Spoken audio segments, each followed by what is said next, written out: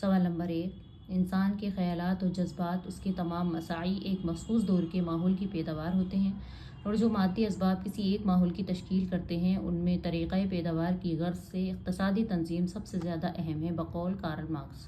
سوال نمبر 2، راوی سعادت حسن منٹو، راوی کی بیوی مسز سعادت، سردار زوراور سنگھ، خورشید یعنی خورشد، ڈاکٹر کاپڑیا، سابق کاپڑیا، کھیش والا کس افسانے کے کردار ہیں اور کس افسانہ نگار کے ہیں؟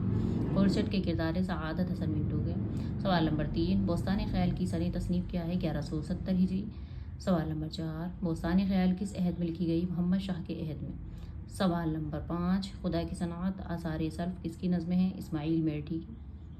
سوال نمبر 6، اردو ناول کی تاریخ و تنقید کس کی کتاب ہے؟ علی عباس حسینی کی۔